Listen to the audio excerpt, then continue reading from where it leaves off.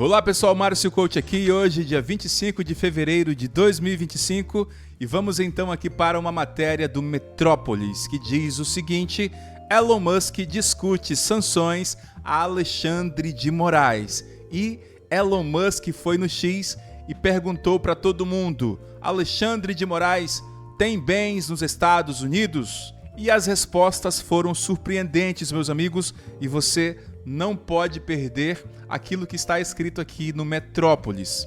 Mas vamos ler então um pouco dessa matéria e comentar logo em seguida. Segundo consta aqui no Metrópolis, o braço direito de Donald Trump, presidente dos Estados Unidos, Elon Musk, passou a analisar a aplicação de sanções a Alexandre de Moraes.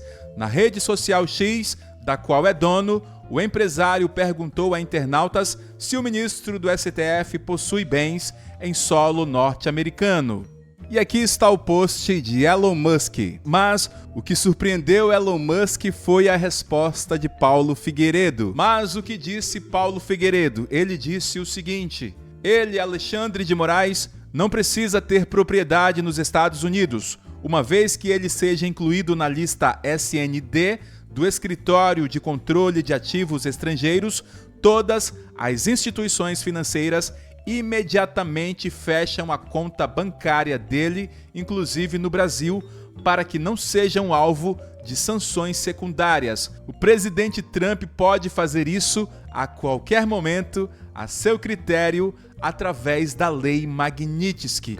Então Elon Musk leu a mensagem de Paulo Figueiredo e respondeu dizendo o seguinte: interessante.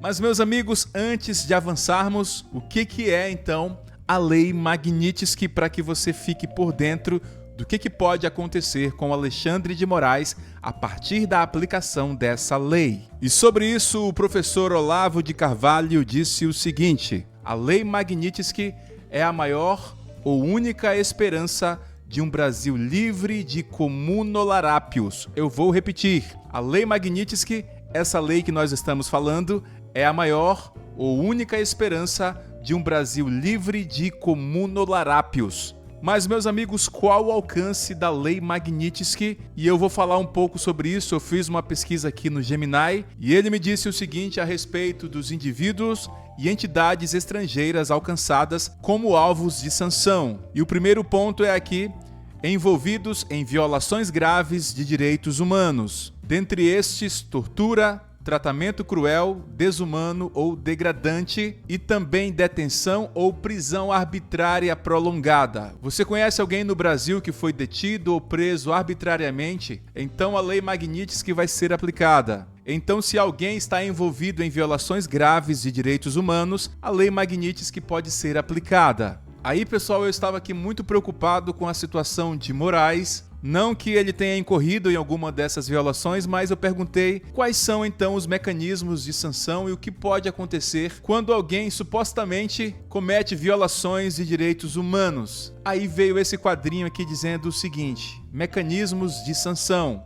A primeira, sanções financeiras. Significa congelamento de ativos mantidos em bancos dos Estados Unidos e a proibição de transações financeiras com entidades dos Estados Unidos. Ou seja, se Alexandre de Moraes tem algum bem nos Estados Unidos, ele será bloqueado. Também haverá proibição de transações financeiras com entidades dos Estados Unidos. Ou seja, Alexandre de Moraes não poderá fazer negócios com empresas norte-americanas. Mas acaba por aí? Não. Vem o tópico 2.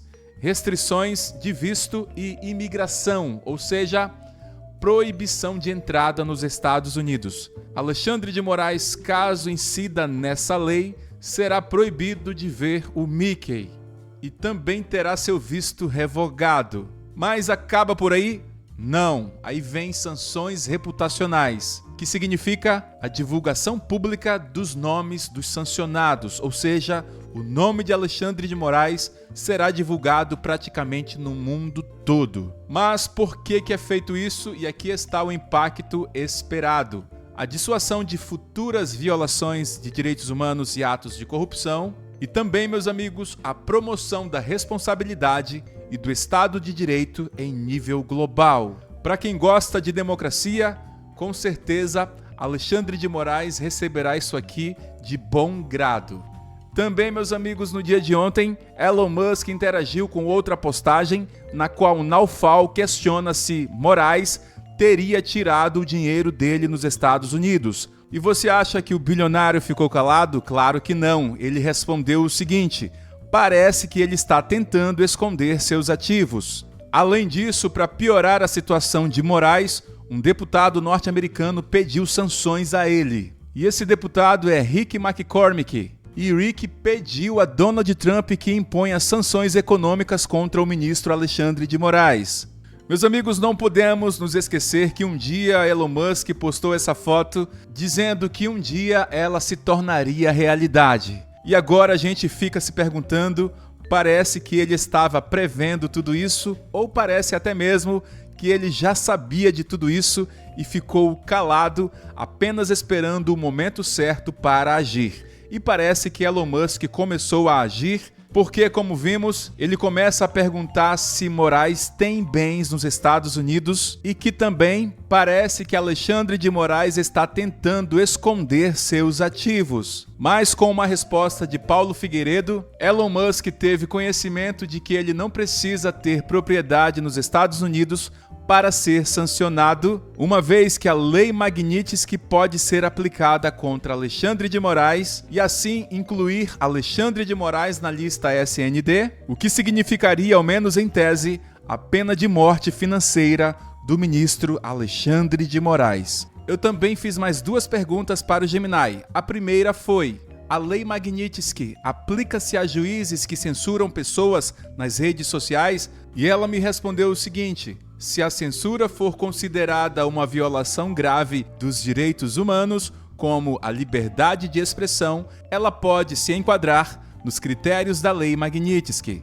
Também perguntei se a Lei Magnitsky aplica-se a juízes que perseguem opositores políticos. E ela me respondeu o seguinte: se a perseguição envolver violações graves de direitos humanos, como detenções arbitrárias, tortura ou negação de julgamentos justos, ela pode se enquadrar nos critérios da Lei Magnitsky. Será então, meus amigos, que chegou a vez de Alexandre de Moraes pagar pelo que deve ou por aquilo que supostamente deve? Então comenta aí embaixo, porque nós queremos ler a sua mensagem e vamos debater sobre esse assunto que tem tomado todos os nossos noticiários e vai ser muito bom saber o que você pensa a respeito disso. Meus amigos, eu vou ficando por aqui e até logo, se Deus quiser. Um grande abraço, valeu!